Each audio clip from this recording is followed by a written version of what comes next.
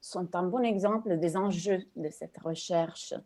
En déformant sans cesse les choses et nous-mêmes, le miroir de l'eau rend visible la nature en devenir et insaisissable de notre identité et celle du monde dont nous faisons partie. Fille d'une mère italienne et d'un père hollandais, j'ai grandi en Italie. Là, vous voyez noir, mais il y aura un moment où vous allez voir des images, donc je vais rendre plus rapide la transition. Voilà. Je suis fille d'une mère italienne et d'un père hollandais, disais-je. Et j'ai grandi en Italie, oui, mais comme une étrangère, ne me sentant pourtant pas tellement hollandaise non plus, mais me considérant plutôt milanaise qu'italienne. Milanaise, pourtant, d'un passé qui n'a jamais été présent, en effet, parce que j'ai toujours détesté Milan le temps que j'y ai vécu, pour ne découvrir que beaucoup plus tard, d'en aimer profondément l'idée surgit en moi après ce départ, il y a 10 ans. En manque de ma langue paternelle que je n'ai jamais parlé, j'ai choisi l'anglais comme langue d'élection, une langue que j'ai jamais étudiée et que j'ai connue naturellement sans jamais l'étudier, comme s'il s'agissait d'une réminiscence d'un temps passé, d'une vie précédente, j'aurais envie de dire. Et j'ai fini pour aller vivre en France, un pays dont je connaissais que l'œuvre de quelques philosophes et quelques écrivains déjà morts. Voici ce que le miroir me montrait. Il me montrait une identité qui était constamment différée dans l'espace et dans le temps, se formant toujours là où je n'étais pas. Le leitmotiv du récit de ma vie était l'ailleurs, la différence, l'écart, alors que le monde qui m'entourait tendait à anéantir les distances par une globalisation de plus en plus dévorante. C'est pourquoi j'ai ressenti l'exigence de me focaliser sur ma recherche sur la mémoire culturelle comme une forme d'identité rhizomatique, à savoir enracinée dans la différenciation. Un tel projet se développe en plusieurs directions, se servant de médiums différents, la peinture, la photographie, la vidéo, l'installation, l'écriture, les langues. Les pratiques des traductions sont pour moi autant de manières d'essayer d'élaborer ce type particulier d'identité basée sur la différence culturelle. Une différence qui, La vidéo est encore une bloquée, fois, Martha. La vidéo est pardon, bloquée. La vidéo est bloquée. ah oui, elle se bloque tout le temps, je ne sais pas pourquoi. Pardon, hein. Pas de souci. Eh bien, il s'agit pour moi de autant de manières pour justement essayer d'élaborer cette identité basée sur la différence culturelle, une différence, disais-je, qui, encore une fois, fait miroir à la différenciation des choses et des êtres dans la nature, une différence dont on a pendant trop longtemps, à mon avis, oublié l'importance, la détruisant et la monopolisant. Eh bien, dans mon travail, j'aime me concentrer et m'inspirer des histoires perdues, à savoir des histoires extraordinaires des personnes ordinaires, ces histoires dont on perd chaque jour la mémoire. J'essaye de mettre en lumière en particulier les histoires de ceux qui sont comme moi, qui sont partis, qui ont émigré en apportant leurs racines sur un sol étranger pour en faire leur patrie en restant eux-mêmes tout en devenant autres. Ma manière de raconter ces histoires passe par les dessins, les performances, l'écriture, le son, et ma vidéo continue à se bloquer. Elle n'est jamais une manière préétablie une fois et pour toutes, mais s'adapte au cas spécifique de chaque souvenir que j'essaye de transmettre. En effet, mon travail s'est fait d'une empreinte très hétérogène, et en ce qui concerne les médias que j'utilise pour les réaliser, et en ce qui concerne la multiplicité des voix que j'ai introduites. Je maîtrise des techniques innovantes, là vous en avez un exemple, en utilisant du plastique, des déchets en plastique, du plastique biodégradable, et j'invente également des manières nouvelles d'utiliser des vieilles matières. des nouvelles manières d'utiliser des vieilles matières que j'essaye à chaque fois de transformer en des expériences synesthésiques. Là, vous voyez une image d'une performance qui a été réalisée en 2019 à la galerie Céline Moine dans l'une de mes installations immersives. Eh bien, je commençais cette communication en vous citant Hermès Trismégistre, un cri s'élève du noir. Disais-je, un cri inarticulé, la voix même de la lumière. Les ténèbres descendent dans les forêts du visible, la lumière filtre entre les branches et les feuilles. Fils d'obscurité et fils de lumière se tissent à une étoffe de formes sauvages. Elle ne ressemble à rien, pourtant elle suggère tout. Fantôme d'une mémoire collective nous ramenant vers nos peurs, nos désirs, nos rêves, les plus intimes de nos rêves. Je veux me faire ténèbres et lumière. Je veux dessiner des ombres.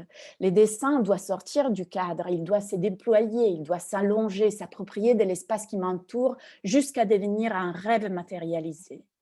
Je commence sur un carnet pliant, un leporello dont les pages sortent du format du livre, s'épanouissant jusqu'à une longueur de 3 mètres. Des arbres noirs s'écoulent de mon pinceau. Ils deviennent des œufs, des nids, des oiseaux, puis deviennent des poissons de la mer, des nuages, des flammes, jusqu'à une feuille entamée de nervures où tout commence et tout se termine. J'attrape mon stylo 3D. À 200 degrés, ils font un filament de plastique biodégradable. Je dessine dans l'air. Je tisse mon dessin, je les brode, une vague, des branches, puis d'eau. Des couleurs sécrètes du noir se réveillent, se déployant au cours des longues heures de travail. Ma main suit la volonté des lignes. Les couleurs changent au fur et à mesure que la brillance passionnante du noir les interpelle. Je place ma création devant la lampe. La voilà ma création, et la voilà une fois placée devant la lampe. Le voilà donc son double, son reflet différentiel. Le voilà son ombre. Ces mystères de l'altérité. Les vagues se confondent en une polyformie informe. Un oiseau, un dragon, certainement une créature fantastique. Des personnes flânent dans l'installation, ils deviennent des images dans l'image, ombres sur l'écran de projection, écran de projection mobile pour les ombres de l'installation. Leurs traits sont transfigurés. Leur identité devient à chaque pas, à chaque mouvement de leur corps. Ils sont rhizomes, ils sont racines déracinées. Tout comme déracinées était quelques années plus tôt l'éléphant protagoniste d'un roman croisant une réflexion sur le postcolonialisme et sur l'animal dont je suis l'auteur. Suona ancora bombe, je l'ai encore bombé, et depuis 2015 aussi un spectacle théâtral réalisé par Paolo Bignamini, interprété par Mario Cei, que vous voyez dans ces photos, scénographié par moi-même avec Anna Caterina Dalmas et avec des musiques originales de Les Jacobins. C'est là que j'ai commencé à faire des ombres, un élément recourant dans mon travail à partir des ombres d'une sculpture en papier, réalisée en découpant les mots d'incipit de mon roman et en les faisant devenir une matière plastique. Et on passe par les fausses ombres découpées dans un papier craft et collées au mur, jusqu'au mélange d'ombres en papier et ombres en lumière, noire et colorée, que j'ai développée dans une installation créée pour l'exposition des pouvoirs des écrans, commissariée par Mauro Carbone en 2017 à la Galerie Françoise Besson. Il s'agit d'un dispositif d'inspiration pré-cinématographique, comme une espèce de grande lanterne magique, faite en plexiglas, peinte à la main et créant des ambiances où les transparences, la lumière et une couleur envoûtante nous transportent dans des mondes parallèles. Les dispositifs pré-cinématographiques restent pour moi une source importante d'inspiration, comme dans le cas de mes dessins sur 2 faces qui apparaissent complets sur une fois rétroilluminés, là où le contre-jour fait émerger des invisibles. Un enjeu des positifs et négatifs que j'explore également par des techniques de nos jeux d'enfance comme celle des cartes à gratter que je compose dans des longs dessins de devenir.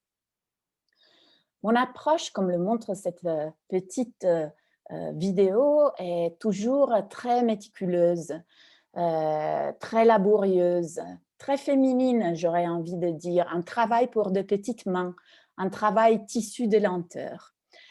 Comme c'est d'ailleurs le cas dans ce dessin, c'est un dessin qui fait 1 mètre de longueur, vous le voyez entier à gauche, à droite vous voyez des détails et aussi son détail de porteur d'ombre.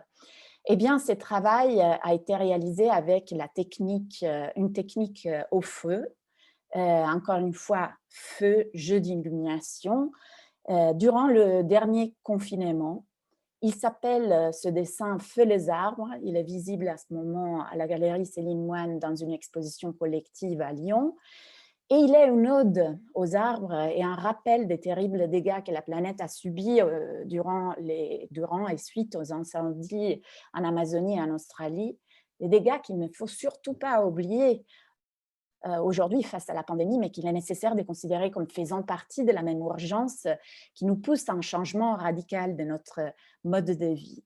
J'ai réalisé cette pièce en brûlant patiemment des milliers, des minuscules trous dans une feuille de papier japonais à l'aide des bâtons d'encens qui venaient d'un temple bouddhiste au Népal. Un travail de lenteur, une prière, un défi pour retrouver un rythme humain dans un monde que les humains ont rendu inhumain.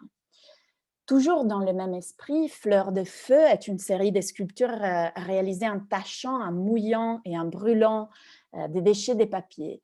Chaque pièce est un survivant fragile et fort à la fois.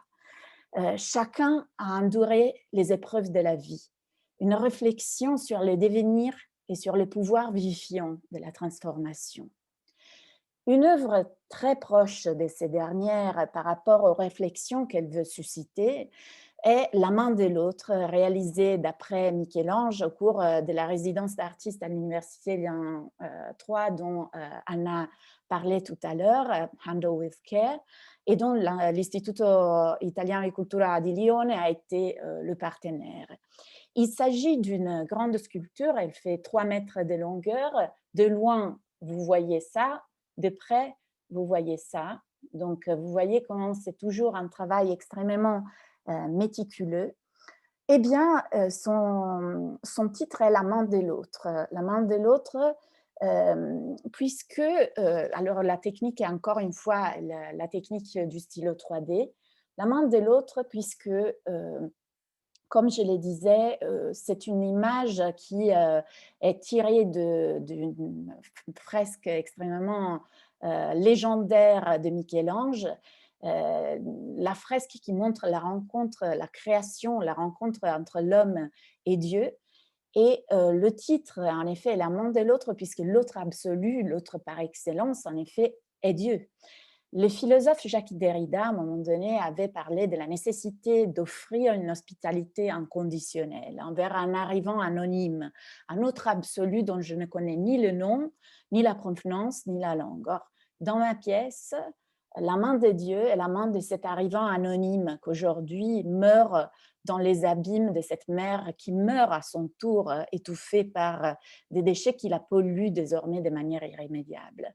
Un appel, encore une fois, à manier, handle, avec précaution, with care, nos relations au monde, ce monde qui nous abrite d'un côté et ce monde qui nous met à côté d'autres humains qui le peuplent avec nous. Et à propos de manier, là je vous remontre les détails, à propos de manier, mon travail des derniers 2 ans s'est aussi penché sur la vision illuminante, encore une fois j'utilise ce mot, de ceux qui ne voient jamais la lumière. Par le pôle handicap de l'Université Lyon 3, j'ai demandé à un groupe d'étudiants devenus non-voyants depuis un très jeune âge de collaborer avec moi sur un projet. Lors d'une séance de travail, je leur ai présenté des dessins que j'avais réalisés en utilisant de l'encre polymère en relief sur verre, le jaune que vous venez de voir. Il s'agissait de dessins d'empreintes digitales, mais je n'ai pas voulu révéler à mes collaborateurs qu'est-ce que c'était qui était représenté sur le dessin. D'ailleurs, ils n'ont pas voulu le savoir. J'imaginais évidemment qu'ils n'auraient pas reconnu les empreintes en tant que telles, mais pour moi, ce n'était pas du tout important. Ce qui m'intéressait, c'était d'avoir un retour quant à ceux qu'ils auraient vu du bout de leurs doigts. Une vision qui aurait perdu la banalité de la connaissance par reconnaissance, à savoir du principe de représentation, pour être plutôt l'inauguration d'une métamorphose de l'image, faisant place à une pluralité d'images inattendues. Les empreintes digitales dessinées marquent de mon toucher artistique étaient touchées par des doigts voyants, afin d'ouvrir une nouvelle dimension du voir. Pendant que mes collaborateurs non-voyants parcouraient mes images de leurs mains, j'ai capturé des photos de ce moment unique. Et ce que j'ai vu pendant qu'ils exploraient mes dessins était étonnant. Je peux vous en donner une petite vidéo faite avec mon téléphone portable, mais juste pour vous donner l'idée. J'ai vu une espèce de musique silencieuse s'élever de leurs doigts, car chacun avait l'air de jouer de manière très maîtrisée un instrument différent. Et cette musique s'est matérialisée de nombreuses images. Ils voyaient dans les dessins des cartes, des paysages, des géographies, puis des arbres, des feuilles, de l'eau. Ils voyaient l'échelle microscopique de la rosée sur un tronc d'arbre et celle macroscopique d'une montagne. Ils y voyaient le soleil et le ciel. Et tout cela est décrit dans des textes en braille qu'ils ont rédigés et dans lesquels ils ont décrit justement leur expérience de vision tactile.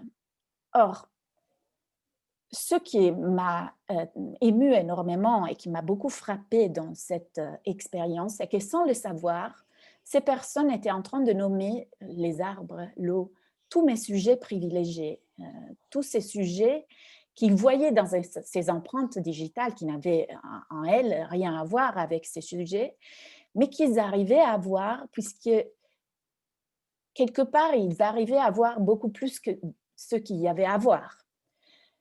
Ils ressentaient dans ces formes en relief, de manière stupéfiante et émouvante, les identités de mon parcours artistique, qui se trouvaient dans l'image sans être visibles, incrustées dans la matière, ne pouvant être cueillies que par un toucher extraordinairement fin et clairvoyant. En regardant les photos que j'avais prises de leurs mains, je me suis rendu compte qu'elles étaient des mains créatrices, des mains travaillant la matière pour créer des images. D'ailleurs, elles en avaient bien créé des images excédant largement par leur toucher les dessins de départ, les faisant en quelque sorte rêver. J'ai alors réalisé des versions ultérieures des dessins de départ, cette fois-ci avec mon stylo 3D, suivant les suggestions de mes collaborateurs au moins clairvoyantes. Voilà. Et transformées par ces allers-retours, ces nouvelles œuvres reflétaient la porte dans mon propre travail de l'expérience du regard touchant, mise en abîme dans laquelle, et encore une fois, c'est une expérience des reflets, du miroir, d'ombre quelque part, dans laquelle le regard n'est pas simplement une affaire oculaire, ni une affaire individuelle, mais plutôt une voie d'expression, de communication, d'intersubjectivité toujours susceptible de changer, de varier, de s'adapter, de se déformer dans le contact à autrui. Je vais juste déplacer ça parce que je me rends compte que peut-être vous le voyez aussi et que vous ne voyez pas bien les images. Eh bien, cette déformation, qui est une déformation s'écréant dans le contact à autrui, qui est donc une déformation qui s'unit au discours sur l'identité qui anime un peu tout mon travail, fait l'objet d'un projet inédit que je suis en train d'élaborer dans ces derniers mois de 2020. Donc, ce projet n'est pas sur le livre, c'est quelque chose que vous allez juste voir ici ce soir et puis prochainement dans les expositions à venir. Eh bien, il s'agit d'un travail sur des femmes extraordinaires que j'ai rencontrées dans la vie ordinaire. Leur force, leur intelligence, leur courage m'ont inspirée et m'inspirent chaque jour. Elles m'ont influencée, elles m'ont changée. Elles ont modifié qui je suis, elles modifient qui je deviens. J'ai réalisé leurs portraits au stylo 3D. Dans une exposition, ces portraits seront suspendus dans le noir, au milieu d'une pièce, et leurs silhouettes seront projetées tout autour, envoûtant les visiteurs par les ombres dessinées de leurs traits, ce même trait d'où ressort leur personnalité. En parallèle, j'ai réalisé un projet photographique de selfie intitulé My Herself. C'est une série de selfies réalisée en portant le portrait sur mon propre visage, comme un masque qui modifie mes traits, qui me fait devenir autre tout en restant moi-même, qui redéfinit mon identité à chaque rencontre, à chaque émerveillement. Et avec cela, je vous rappelle justement la sortie de ce livre Texture, qui est une très belle publication en grand format. J'ai eu l'honneur d'avoir le philosophe Mauro Carbone et le théoricien de l'art Thierry Raspail pour la rédaction de son introduction, ainsi que beaucoup d'autres merveilleuses signatures que je remercie à cette occasion. Je prends l'occasion de remercier. Je prends aussi l'occasion pour remercier France Laredo et Juliette Rindon, évidemment, toute l'équipe de l'Institut culturel italien qui ont rendu possible la publication de ce livre, ainsi que Céline Moine et Laurent Girose, qui ont été partenaires aussi dans cette entreprise des créations. Et je vous remercie de votre écoute. Là, je vais enlever le partage et je redonne la parole à Anna. Grazie, merci bien, merci bien. Je continue d'admettre encore des personnes. Et bon, on a fait une très, très intéressante promenade à travers les choses que tu as faites, et les choses que tu vas faire et présenter.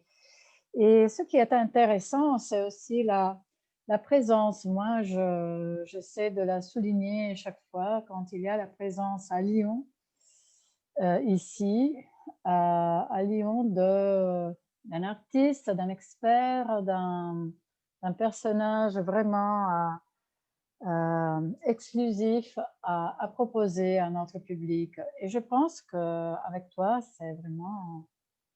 on est vraiment dans le sens, on a bien ciblé et on a bien trouvé la situation, notre but, notre objectif. Tu travailles bien à Lyon, Martha? Oui, oui, oui, tout à fait, tout à fait. Je travaille sur plusieurs côtés parce que j'enseigne à l'université publique un peu, j'enseigne à Lyon 3, j'enseigne dans une université privée qui est très bien, l'EAC Lyon. Et justement, j'essaye de mettre ensemble, de faire converger mes différentes compétences. J'ai étudié la philosophie à l'université, j'ai étudié ensuite à la Sorbonne pour un doctorat en arts et médias qui déjà faisait converger justement ces deux compétences, et j'essaye d'élaborer aussi une méthode pédagogique un peu novatrice sur la base de cette double compétence. Voilà. Et c'est en effet cela qui, je pense, fait un peu de trait d'union avec les ouvrages de Marco Nereo Rotelli. Et Marco, je vois que tu es voilà, dans ta maison de Milan, tu nous écoutes, maintenant tu vas intervenir. Et c'est quelqu'un qui a aussi à cœur les expériences philosophique, poétique, interdisciplinaire. Alors, comme je t'ai présenté tout à l'heure en tant que vénitienne, alors en tant que milanaise de Lyon, Marco, c'est un Vénitien de Milan. Il est connu pour ses ouvrages sur toile, sur acier, sur verre, sur bois, avec les néons, mais surtout pour ces installations et les spectacles de lumière. On est parti avec des images de Lumignon à Lyon et sa spécificité est justement une interrelation entre l'art, lui aussi, et les disciplines du savoir, avec une petite place d'honneur parmi toutes ces disciplines pour la poésie. On pourrait rapidement citer, mais je ferai vraiment une petite synthèse, les grandes installations sur les façades du Petit Palais à Paris, et encore à Paris, les 100 portes d'or aux Champs-Élysées, ou bien les espaces à l'espace culturel en Louis Vuitton, la participation au pluriel biennale de Venise, mais aussi à New York, en Chine, à Sichuan, à Yangtze, à Santiago de Compostela, à Milan, à Gênes, les paroles del cinema au Lido de Venise, ou les installations en Palestine, ou encore à côté du poète Adonis à Rome, Macro. Il a créé en 2000 le Art Project, il l'a appelé à l'anglaise, composé par des jeunes artistes avec qui il réalise des installations urbaines, encore une fois, et ces œuvres sont présentes dans les collections vraiment des musées et des collections des musées un peu partout dans le monde. Avant que tu ne commences, Marco, je sais que tu parleras en italien, tu seras traduit par Milena, que nous remercions entre-temps. Avant que tu ne commences à nous parler, à nous présenter ton activité récente, tes projets, et à nous montrer quelques-unes de tes expériences, je voudrais évoquer rappeler la période où nous nous sommes connus, rencontrés. C'était au Maroc, il y a une dizaine d'années. Et tu me disais que tu ne pouvais pas dormir la nuit car tu passais le temps en préparant tes projets, en faisant des projets, et que la passion pour ton travail ne te permettait pas de dormir parce que tu l'aimais trop. Alors, là aussi, je te demande un peu comme je le fais pour Martha, quel est le sens de l'illumination à partir de nos titres pour toi? Innanzitutto grazie per l'invito e grazie per questa bellissima presentazione. È una domanda interessante perché me la pongo anch'io. Cioè nel senso esatto che io ritengo che poi la contemporaneità fa continue domande oggi e che molti sono in ombra e forse nell'ombra passano i messaggi più intensi. Quindi io cerco di interrogare più che di rispondere con le mie installazioni, che poi era anche una riflessione di Heidegger, che l'arte non dà risposte ma crea domande. Quindi il punto centrale è questo. E dimmi tu quando devi tradurre in ogni caso. Mais je pense que la traduzione è déjà in cours. È già in corso la traduzione. Ok. Sì, sono rimasto analogico. Sì. Oui. Ok, ma e forse questo mi ha portato nel tempo a cercare nell'altrove dei saperi e in fondo, in un certo senso, a interrompere quello che è un logocentrismo, una centralità del soggetto artista, per comporre delle formazioni, delle piattaforme operative del mio lavoro. Esemplare credo sia stato il lavoro fatto operare al Zeman, alla Biennale, in cui collaborai con tantissimi artisti e creai con Vattimo, con Cacciari, con Rovatti, con Maramao, con Luzzi, Sanguinetti, una sorta di interrelazione, di interrogazione proprio sul senso, sulla domanda che doveva fare l'arte, collocando tante porte, nelle porte poi ridipinte, porte recuperate per interrogare sul concetto di identità. Ma credo che per più delle parole, poi parlano delle immagini, E quindi adesso vorrei vedere assieme a voi alcuni dei miei lavori, pillole, in cui in ogni caso mi permetto solo appunto di precedere, poi io starò zitto durante la presentazione, che sono tutti lavori nati in ogni caso collaborando con altri. Per esempio nel video che vediamo adesso con Chicago, era un lavoro in cui chiesi a dei musicisti di elaborare un sistema musicale che accompagnasse il lavoro in relazione alle voci che sarebbero intervenute. È un lavoro fatto con l'Istituto di Cultura di Chicago, con il Film Museum di Chicago, in collaborazione poi con l'ambasciata italiana, perché inaugurava l'anno della cultura italiana a Chicago. Mi era stato espressamente chiesto di fare un lavoro su Dante e io avevo trasformato in ogni caso 11 canti di Dante con 11 interventi poetici Si di blocca ogni 11 tanto. poeti esuli. Ok, forse è meglio. No, prego. No, ti blocchi Okay. la Allora, il video primo video è quello passa. di Chicago. Ok.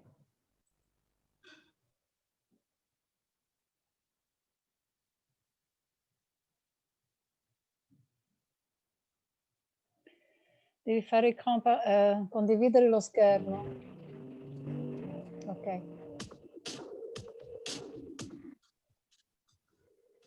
È piuttosto la connessione che ha dei problemi con voi.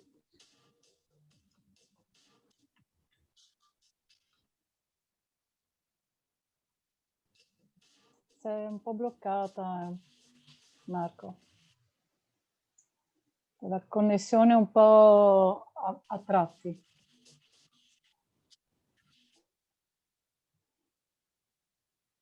Non vediamo bene, purtroppo. Lo interrompiamo qui. Forse a causa, sì.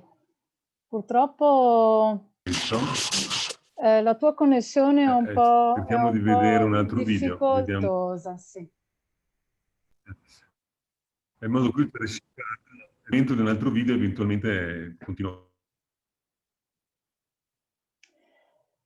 Non capisco, è la connessione che è sul rosso con te e mi dispiace perché significa che non è perfetta. Questo vediamo adesso un intervento da Santiago de Compostela.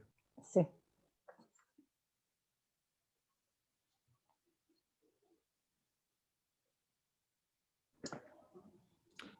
Interrompiamo allora. Perché si blocca. Vediamo. Che da quelle porte qui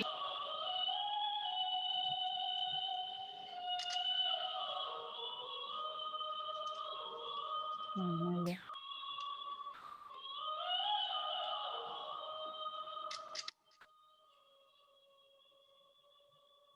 regaleresti della soluzione del nostro gioco, di questo nostro piccolo nido, di potresti, di una constellata.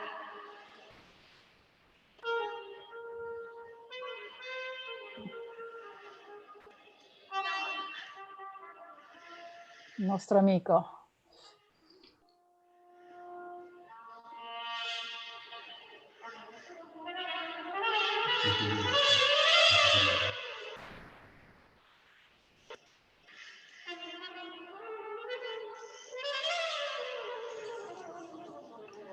Sì, questo è il filosofo Massimo Donà. Massimo Donà. Questa era l'inaugurazione della Biennale del 2011 a Palazzo Ducale di Venezia.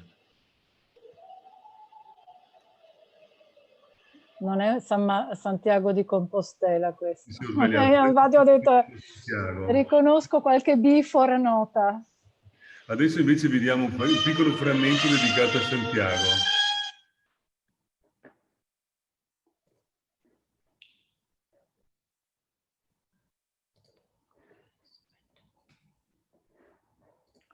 Il filosofo, la filosofia, la poesia.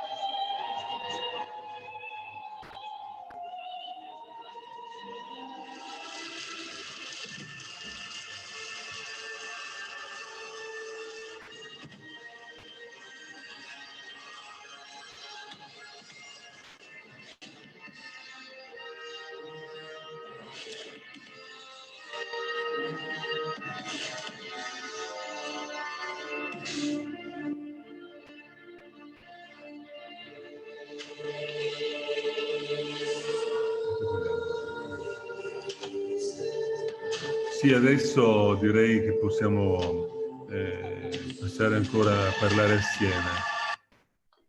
Perfetto. On a vu Marc, des images qui nous ont rappelé les installations lumineuses, les éclairages qui font le thème, les sujets habituels des fêtes des Lumières di Lyon, della festa delle luci di Lione. Abbiamo l'abitudine di vedere delle immagini di questo tipo. En tout cas, c'est bien différent parce que le sens le plus marquant de tes ouvrages, de ton ouvrage, è justement l'écriture, les versets, la poésie, les mots, les paroles.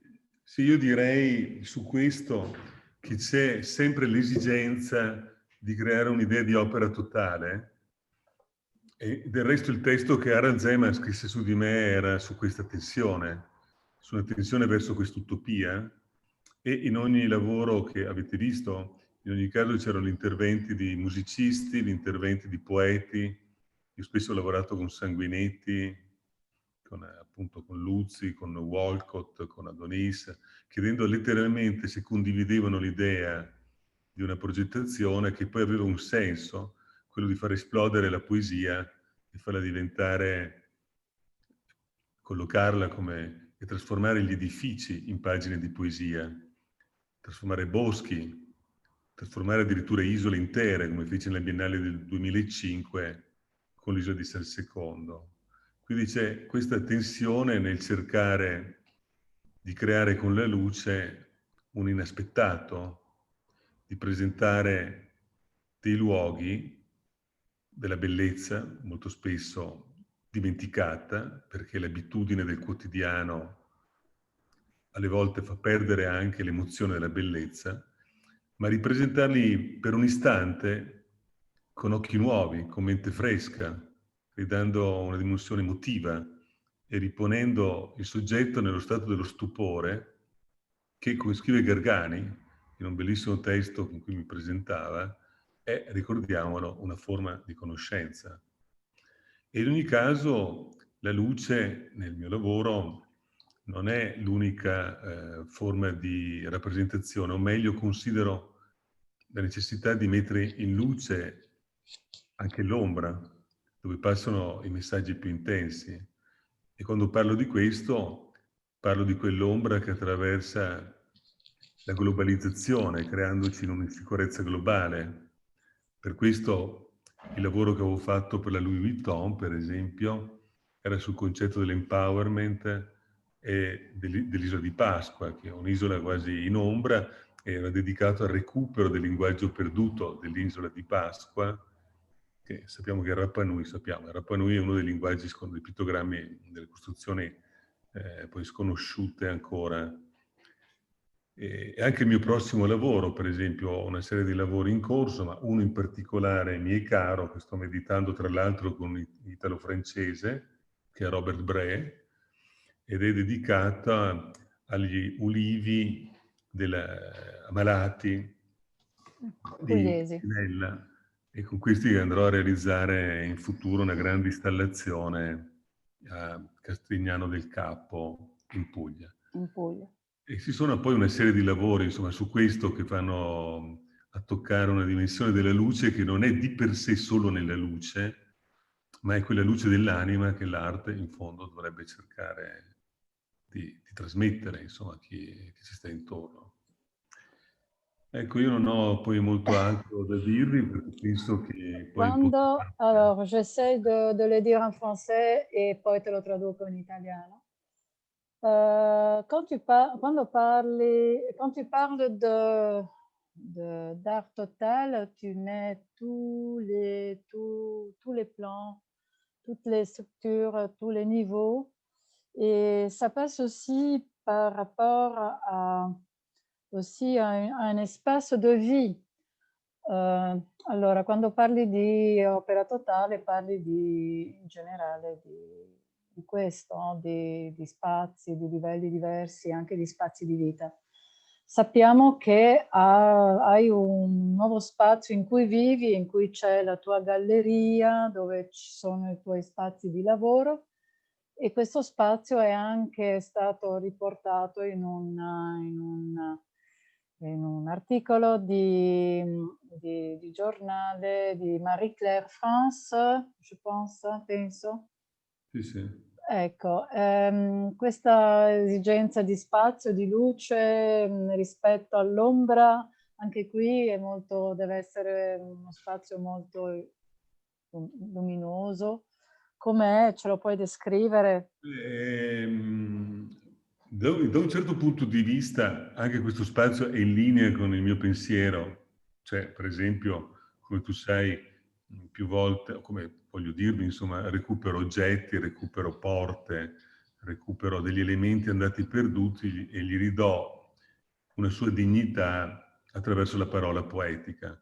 E così questa vecchia fabbrica che io ho preso, è molto grande, sono 3.000 metri quadrati in via Micenate a Milano, è un grande spazio che ho recuperato dove ho fatto una sorta di factory e dove anche qui con il gruppo Art Project collaboro con architetti, con fotografi e anche con altri artisti nella realizzazione di progetti. Quindi, ma io tendo a precisare questo, che se c'è una linea, uno spiraglio sul mio lavoro che può connotarmi, è che questa mia idea di opera totale non parte tanto nella convinzione che il soggetto può esprimere una totalità, ma e neanche nella volontà di lavorare in un concetto di ibridazione, ma piuttosto in un concetto di composizione. Io non ho mai scritto una riga poetica, per esempio, ma ho sempre chiesto ai poeti di collaborare con me. E mai sono intervenuto nel creare io dei suoni musicali, ma ho chiamato Battiato, per esempio, con cui ho collaborato, per fare dei lavori assieme. E anche, voglio dirti, è su questo che si gioca. Quando ho lavorato sulla parola, anche in movimento, ho chiamato dei ballerini a lavorare col corpo. Non ho fatto le performance io personali, quindi lavoro su una sorta di regia, di collaborazione con persone che credono. Ovviamente ho citato i nomi più importanti adesso, ma potrei parlare appunto poi di tante persone giovani, dal bravissimo fotografo Filippo Cavalli, alla designer Margherita Zambelli, a Elena Lombardi, che conosci bene, che dirige il mio studio, anche tantissimi giovani che in ogni caso collaborano, però in questa dimensione di collaborare alla creazione di un'opera. Avevo ancora 2 cose da dire. Allora, quando dicevi, immagino che Milena mi traduca, quindi lo faccio in italiano. So che ci sono delle persone che hanno problemi a trovare, je sais qu'il y a des personnes qui ont des difficultés à trouver la traduction. Le canal français, normalement, c'est à côté des réactions, en bas à droite de l'écran.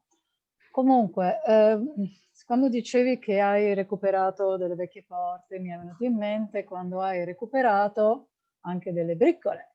E nel mio fond écran, nel mio sfondo, mentre parlo, c'è la copertina di questo testo, di questo catalogo che hai dedicato a questo lavoro e che hai intitolato ancora una volta Poetry. Questa è la prima domanda.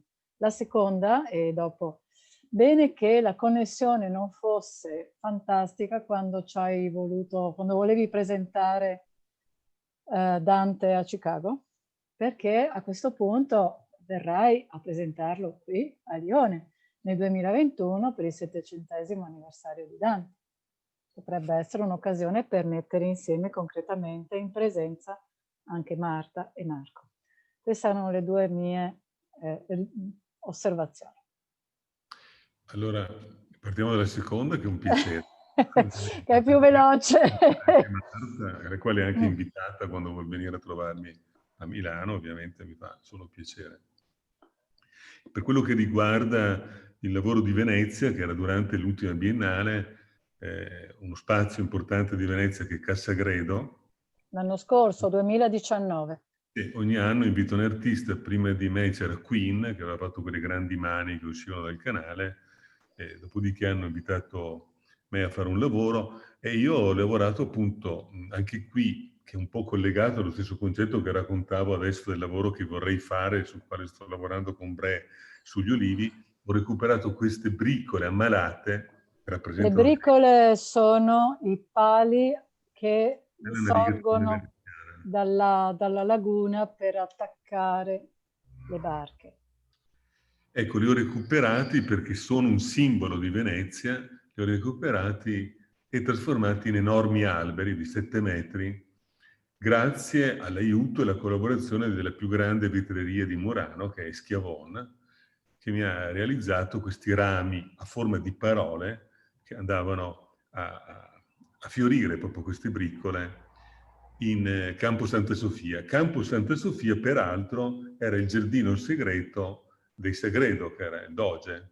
Quindi in un certo senso ho ridato a questo campo una idea di com'era l'origine, però in una dimensione differente, perché appunto connotava questo lavoro due riflessioni, le connetteva, fra loro anche opposte, però recuperavo ciò che è andato perduto, le bricole, e in un certo senso ponevo il vetro di Murano, che molte volte, sai, era il vetro anche dei souvenir, delle barchette, eccetera, a diventare invece un inno verso il cielo della parola, perché erano queste parole poi quasi sempre poetry fatte in vetro che si ripetevano, perché poi è un po' la mia key message, il portare la poesia come un innesto dentro l'arte, alle volte anche in competizione con essa, perché poi è un altro linguaggio e i linguaggi di per sé sono intraducibili.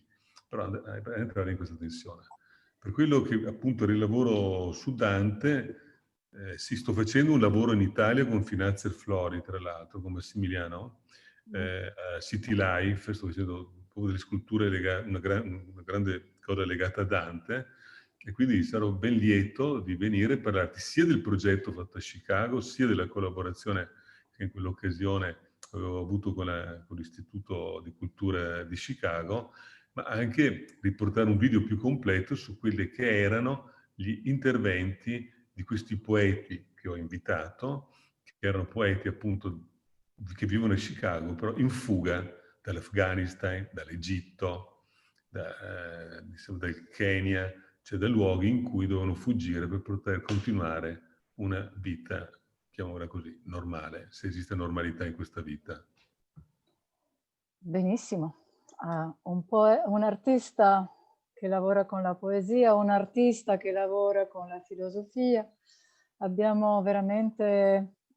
Ci mancano i profumi questa sera e avremmo tutto. Avant de laisser la parole aux questions, s'il y a des questions, volevo farvi ritornare un po' tutti, anche Marta, e volevo, sì, allora, poetry, textures, even in English, même en anglais. Ce sont des mots qui ne sont pas italiens. Hein. Vous savez, moi, j'ai toujours... On a longuement essayé de trouver un titre pour ce livre qui puisse fonctionner dans toutes les langues. Parce que dans les deux langues, en français et en anglais, non pas en italien. Texture, en italien, ça se dirait testure. Donc, testure, même les testure. C'est le mot italien, c'est testura. Materia. Testura materica, testura. Materica. Ouais. Et j'aimerais bien savoir s'il y a des questions si vous avez des questions ou sur le chat, hein, ou si vous voulez lever la main, je vous laisse la parole, je vous ouvre le micro. Si vous avez une question à Martha, par exemple, ou à Marco. C'est bien différent, mais ce sont deux expressions très, très hautes du contemporain italien. Moi, je pense que ce sont vraiment, je suis au milieu. Maëlle, oui. Avez-vous... attendez, En français, oui, oui. Oui. Avez-vous une idée de la date? Ha un'idea della data in cui potrebbero intervenire Marco e Marta per l'anniversario di Dante? Quando sarebbe questo evento? Alors, l'événement dédié à Dante Alighieri commence le 1er janvier. Inizierà il 1° gennaio. 2021?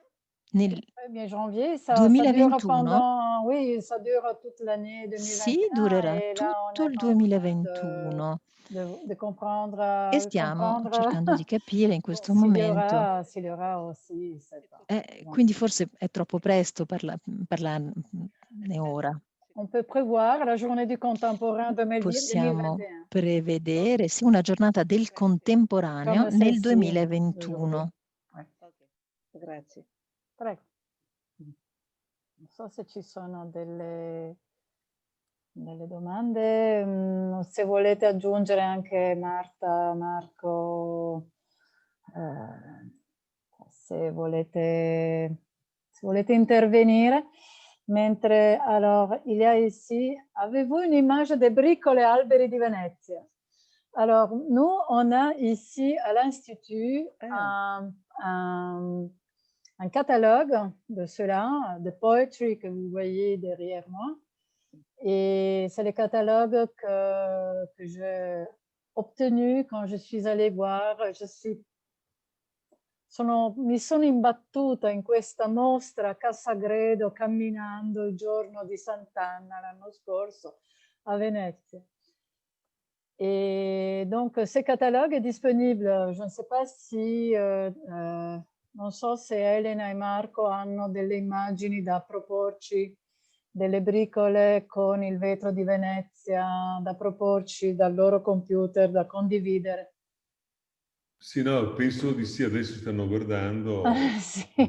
Devo fare una piccola annotazione fondamentale, che in ogni caso questo progetto come tu, ecco questa è una, questo progetto che tu... Dovresti fare la partage d'écran. Wow! Vous le voyez?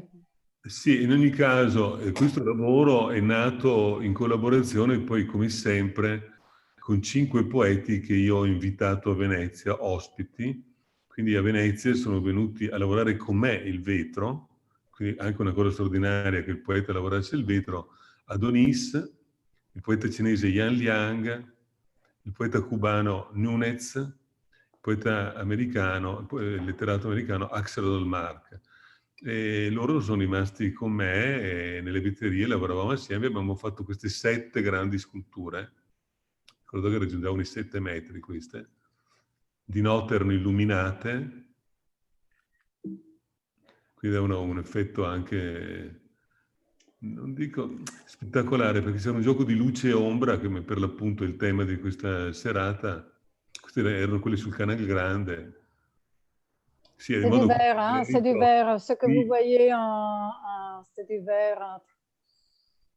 Ouais. Ma sono i nuovi alberi raggiunti attraverso una concezione differente, perché nascevano appunto dal fare dell'uomo, e qui oltre ai poeti c'era la grande cultura dei maestri vetrai con cui ho lavorato, e poi la storia di queste bricole raccolte in mare, perché questo era interessante, no? Siamo andati nelle lagune a raccoglierle. E dove sono queste? Dove sono rimaste queste? Adesso sono a Murano. Sono a Murano, all'interno del Museo del Vetro? O...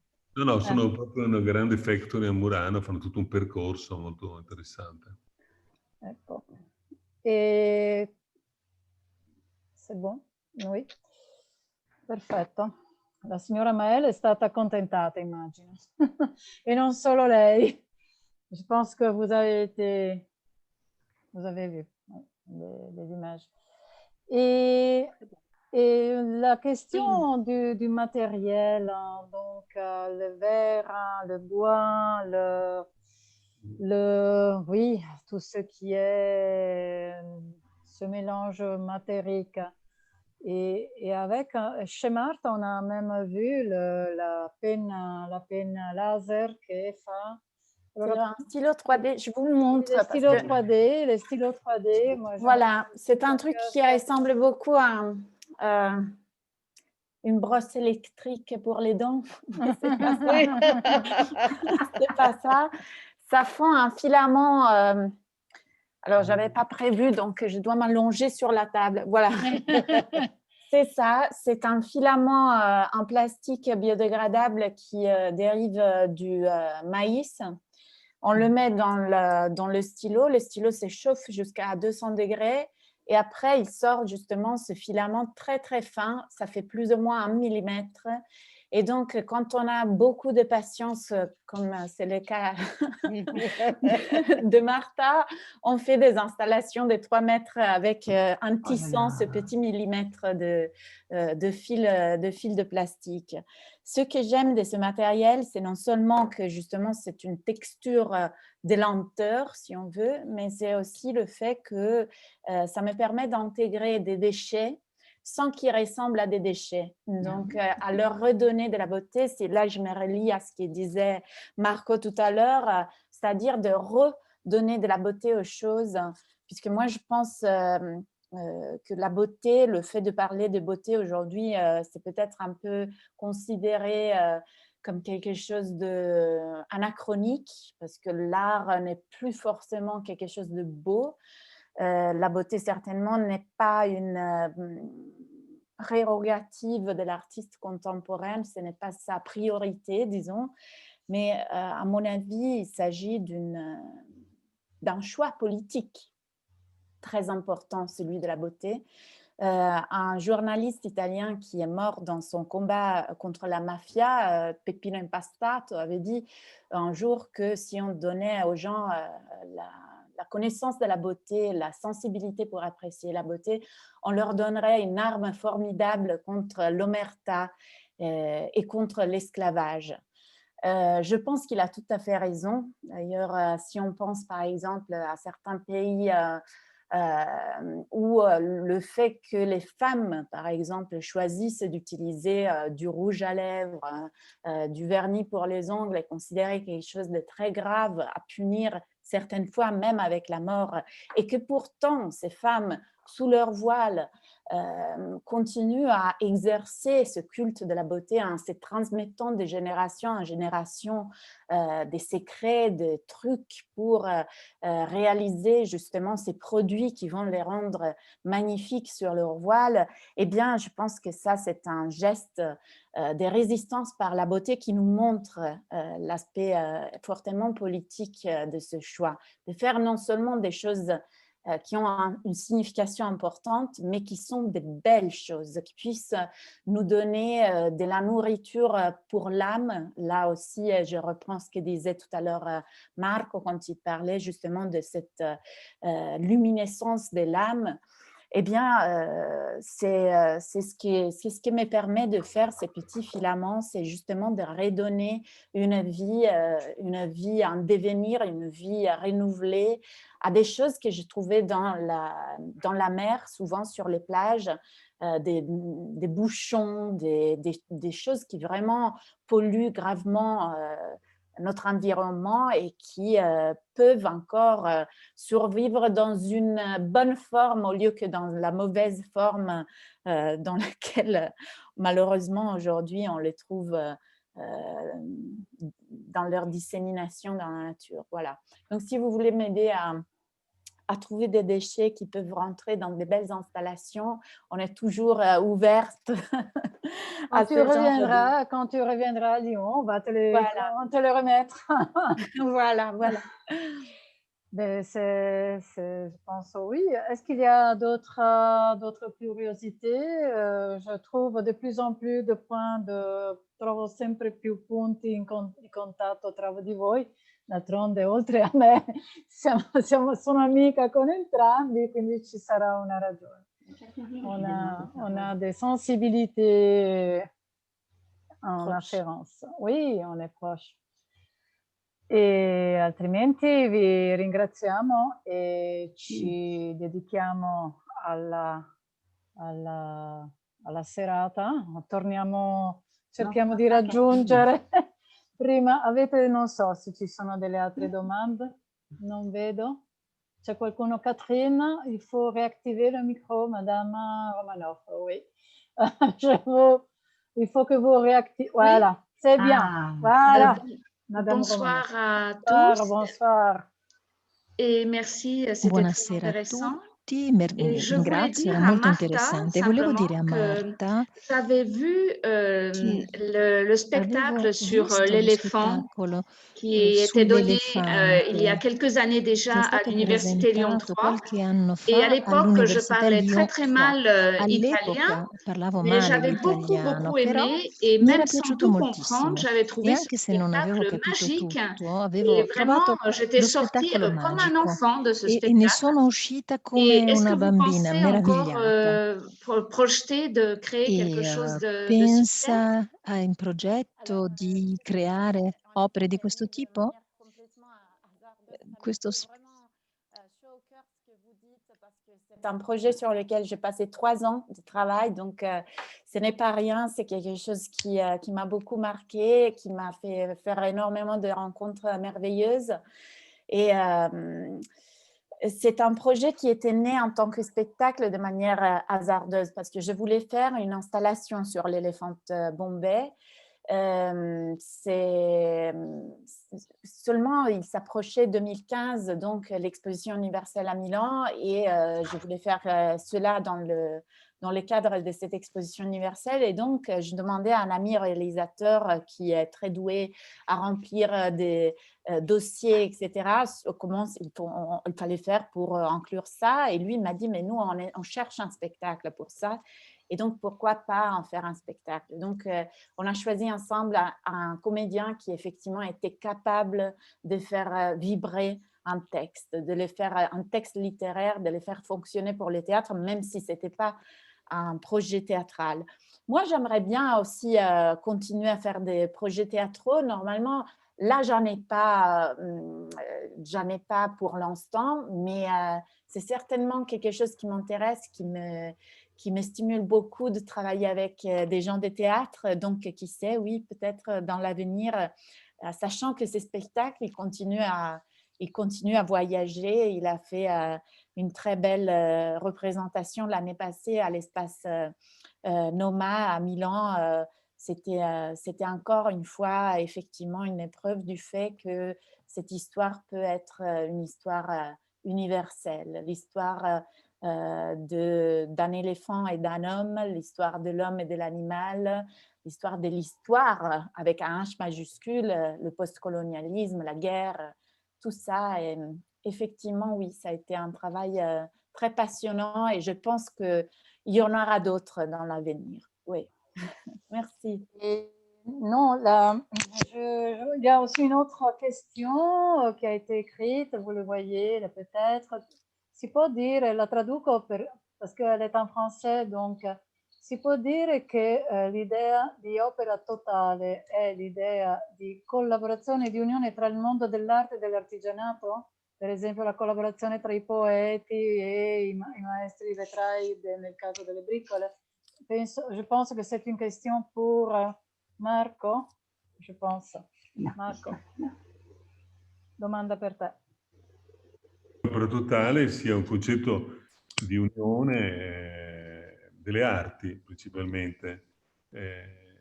Guarda, ho qui una lettera che mi aveva scritto Luzzi proprio di fronte a me, che proprio parlava che questo, diceva Luzzi, è stato sempre il desiderio dell'arte, delle arti. Quindi non dico tanto che deve essere l'unione fra il mondo artigianale e il mondo dell'arte, dico che bisogna arrivare a un'opera totale, può definirsi quell'opera in cui si crea una piattaforma dove i saperi si incrociano in un unico orizzonte. Ecco, direi questo. Direi. Si incrociano tutti gli orizzonti. Croisement d'horizon. Et si je peux ajouter une chose à ce que dit Marco, que je trouve évidemment très intéressant, en ayant moi aussi une approche très dynamique sur plusieurs horizons. Lui, il a dit qu'à un moment donné, il a dit que il essaye de faire rentrer autre chose qui n'est pas de l'art dans son travail, donc la littérature, donc la poésie, la musique, etc. Et la philosophie aussi. Et ce qui m'intéresse est que moi, quand j'ai fait de la philosophie, avec mes étudiants notamment, et suivant l'enseignement de notre maître Mauro Carbone, on essaye toujours de faire de la philosophie, c'est-à-dire avec un alpha privatif, c'est-à-dire de la philosophie qui ne se penche pas sur le concept, mais qui ouvre à des expériences non philosophiques pour apprendre de ces expériences non philosophiques. Donc, je trouve très intéressant que l'art s'ouvre vers la philosophie et la philosophie, à son tour, s'ouvre vers l'art, les deux pour s'enrichir mutuellement. Donc, on n'est plus effectivement dans cet horizon des savoirs compartimentés, divisés, séparés. On commence vraiment à trouver une union des différents aspects et je trouve dans cette richesse des collaborations dont parlait Marco tout à l'heure, cette richesse des collaborations, c'est quelque chose qui vraiment donne lieu à des grands projets puisque chacun apporte son talent le plus propre et il arrive et l'ensemble de ces talents devient quelque chose d'extraordinaire, outre qu'à amener à des projets ultérieurs, à des réflexions ultérieures et à une perspective amplifiée sur son propre travail qui est la manière la meilleure pour le faire évoluer, évidemment. Ok, et Martha, si on voulait voir tes ouvrages au-delà d'acheter le livre, que je crois est disponible, ton catalogue, il est possible de voir tes ouvrages dans la galerie, par exemple la galerie 111. Oui, tout à fait. Alors à ce l'université. moment, oui, alors à ce moment, il y a une exposition une exposition collective qui s'appelle Feu à la galerie le 1111, galerie Céline Moine, Laurent Giroz Fine Arts. C'est une galerie cachée à Lyon, très intime comme espace, très beau, où découvrir justement des petits trésors de toutes les époques. Le premier arrondissement de Lyon, oui. Voilà, dans le premier arrondissement de Lyon, donc pas loin de la mairie. Et voilà, là, il y a des œuvres, parmi celles que vous avez vues dans ma présentation, il y a les œuvres justement. Les galeries sont-elles fermées? Elles sont ouvertes? Non, c'est ouvert sur rendez-vous. Donc, si vous voulez, vous pouvez avoir une expérience encore plus personnalisée grâce au confinement. Le confinement, merci le confinement. Il y a une question de Mauro à tout le monde. Si l'âme est luminescente, alors c'est elle la source de lumière plutôt que le noir. Traduzione, se l'anima è luminescente, allora è l'anima la fonte di luce e non il nero. Un petit devoir à la maison pour tout le monde, je dirais. Hein? C'est justement le professeur, il doit faire ça, il doit nous laisser avec un peu. C'est une très belle question, c'est une très belle question. Diceva anche Marco. E io invece per vedere le opere di Marco dobbiamo aspettarlo quando viene a Lione oppure vederle nei cataloghi come quello di Poetry o come altre forme. Vengo a Lione. Vengo a Lione, d'accordo. Grazie allora, Vanna. Allora, io adesso ringrazio intanto voi, forse era necessaria un incontro per ciascuno di voi separato, ma ho voluto farvi incontrare e ho voluto dare queste due, j'ai voulu donner ces deux aspects un peu différents, et parce qu'il y a un homme et une femme, et parce qu'il y a ce moment en commun, et aussi parce que ça donne envie à continuer à vous voir. Donc, peut-être une avant-première, un'anteprima, un avant-goût, un antipasto di qualcosa che si continuerà a vedere. Et merci tout le monde et on va essayer d'enregistrer, donc il y aura aussi la possibilité de voir à nouveau cet entretien, cette rencontre de ce soir sur notre YouTube, sur notre chaîne YouTube où il y a plein de choses intéressantes de tout type, de toutes categorie, vous le savez. Cerchiamo di rimanere attivi e vivi. Allora, arrivederci e buona serata a tutti e buon coraggio. Saluti a Claudio e Michelle, saluti a tutti i nostri amici. E se puoi rimanere un attimo in contatto per i saluti privati quando tutti saranno partiti. Au revoir, bonsoir. Merci, au revoir. Rimani anche tu, Marta, se puoi. Marta, se puoi rimanere insieme a Marco. Au revoir, merci. Au revoir. Arrivederci. Bonsoir tout le monde, merci beaucoup. Marco, puoi rimanere 2 minuti? Sì. Io ho una macchina fuori che mi aspetta. Allora ti saluto. Devo